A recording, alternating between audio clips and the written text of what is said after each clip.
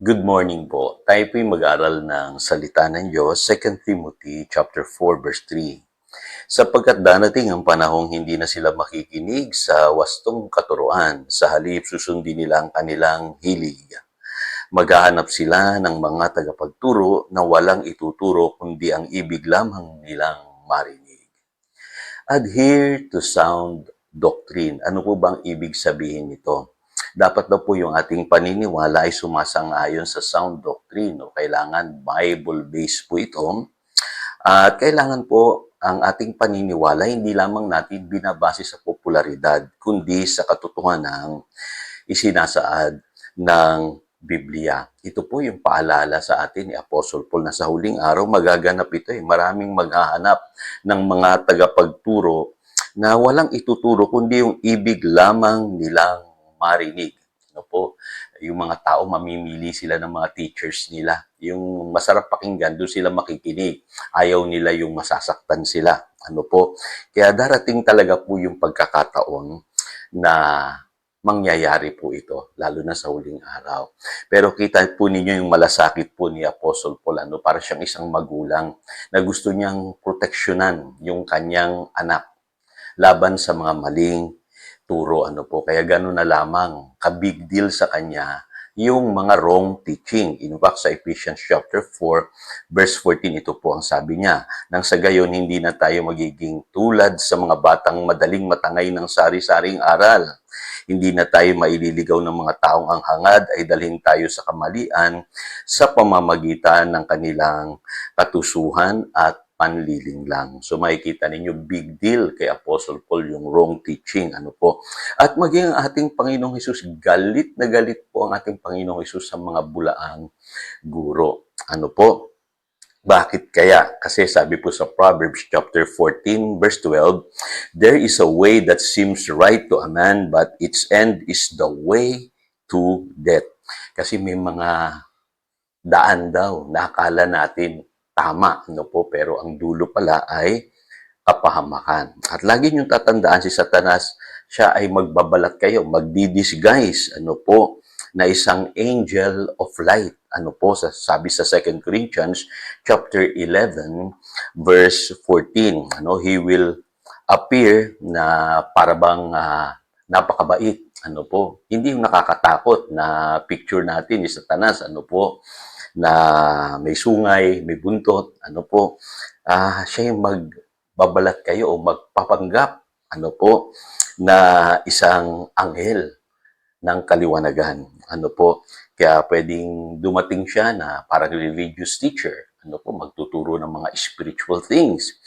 At pwede rin na hindi religious ang dating niya, yung tipong opinionated siya, magaling magsalita, mag-o-offer siya ng mga solutions at mga fine arguments, even instant results, Kaya dito maraming nai-scam, kasi madali tayong maniwala. Pagka magaling magsalita, at opinionated, akala natin yun na yung totoo. Tandaan niyo po, very crafty po si Satan, at ang ino-offer niya laging counterfeit knowledge, magpapanggap siya, na parang anghel ng kaliwanagan. Ang end goal niya, ilayo tayo sa Diyos, ilayo tayo sa Panginoong Hesus, at dalhin ang maraming tao sa kapahamakan. Kaya tatandaan niyo yung sinasabi ng Panginoong Hesus sa Matthew chapter 7, verses 13 hanggang 14. Maluwag ang daan tungo sa kapahamakan. At yung paalala sa atin dito sa 2 Timothy chapter 4, verse 3, marami ang makikinig lamang dun sa gusto nilang pakinggan. Kaya lumilinaw po, nasa huling araw, nangyayari pala yan sa dami po ng mapapakinggan nating mga tagapagturo. So ano ba yung sound doctrine, Pastor? Simplihan ko lang po, Unang-una po, yan ay isang factual and fruitful knowledge. Pag sinabing factual, parang nung nag-aaral tayo sa elementary or sa high school, natututunan natin yung mga scientific or details ng isang halaman. Pero hindi lang sapat na yun lang yung kaalaman natin.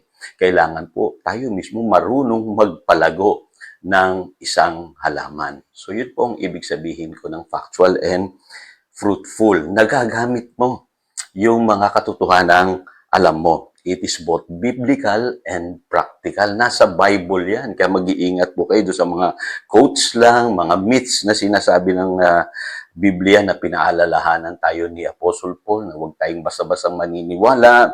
Yung mga opinion lang ng tao, ano po, kailangan biblical and practical yan na i-apply sa buhay ng tao. At yung totoong katotohanan, nagwo-work po yan. Ano po, kumikilos po yan. Ika nga, useful po yan. Ano po, sa buhay natin dito sa lupa. Ano po, at maging sa ating kaligtasan. Ano po. Ngayon, mahalata nyo rin po na pagka kayo ay nasa maling katuroan, ay manlalamig po kayo. Yun po yung sinasabi ng Matthew 24 verse 11. Ano po, maraming manlalamig sa kanilang pagmamahal sa Diyos. Ano po, dahil sa paglaganap ng kasamaan. Kasi nga po, maraming ituturong kamalian itong mga bulaang propeta. Ano po, kaya makikita po ninyo mawawala yung inyong spiritual fire. Ano po, manlalamig po yung pag-ibig ninyo sa Diyos. Dagdag pa dyan, ano po sabi ng Biblia, by their fruits you will know them. Yun ang sinasabi ng Matthew chapter 7, verse 16. Ano po? So ano ba ibig sabihin yung fruits na yan? Pastor, nabanggit ko yan sa pag-aaral natin last week. Ano po? May impact sa buhay mo yung katotohanan ng tinatanggap mo. Spirit, soul, and body. Ano po? May mangyayaring maganda sa iyong buhay, maging sa iyong mga panalangin. Ano po, pagkatama yung katuruan na tinatanggap mo. Ano po?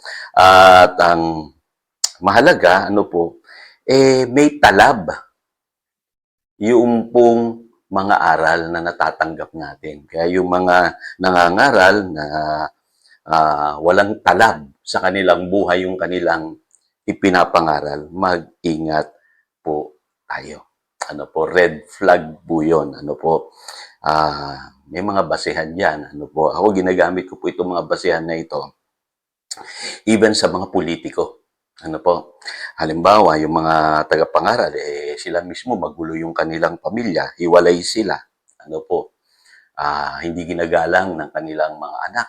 Ano po, or magulo yung buhay ng kanilang mga anak. Red flag po yun. Ano po, nasa Bible po yan. Ano po, yung may mga bisyo, may mga record ng kamalian, may mga secret sin. Ano po, red flag po yun. Ano po, yung mga maluho o maraniyang mamuhay. Ano po, red flag po yun. Ano po. At ito po mga paalala sa atin. Kasi ano po, sabi ng Biblia, by their fruits you will know them. So ang unang-unang talab niyan sa buhay mo, sa pamilya mo, at sa mga ginagawa mo. Ano po, napakahalaga po na ma-encounter mo talaga yung katotohanan para ma-transform ang iyong buhay. At panghuli, yung pinag-aralan natin yesterday, ano po yung sa Isaiah 54 verses 13 to 14, ginagaranti yung kapayapaan at kalayaan sa iyong buhay. Ano po, meron kang kapayapaan sa puso, no? Ma-experience mo yung deliverance, ano po, freedom, ika nga from fear, at even prosperity, no? Sa iyong buhay, ano po, sabi nga ng Isaiah 54, verse 13 hanggang 14, uunlad ka at maaalis sa iyo yung takot kung ang magtuturo sa iyo ay ang Panginoon. So tayo po'y manalangin. Salamat, Panginoon, sa mga natutunan namin today. Turuan mo kami, Panginoon, na maging maingat sa aming napapakinggan, lalo na sa panahong ito na punong-puno ng information ang kapaligiran namin. Marami kaming naririnig, maraming tagapagturo. At dalangin namin, Panginoon, manatili kami sa sound doctrine, sa iyo pong salita, na sa ganon maranasan namin yung tunay na paglagong spiritual. Salamat po. Yan ang aming panalangin. In Jesus' name we pray. Amen. Again, ito si Pastor Jojo nagpapaalala upang daluyan tayo ng pagpapala, manatili tayo sa kanyang salita. Good morning.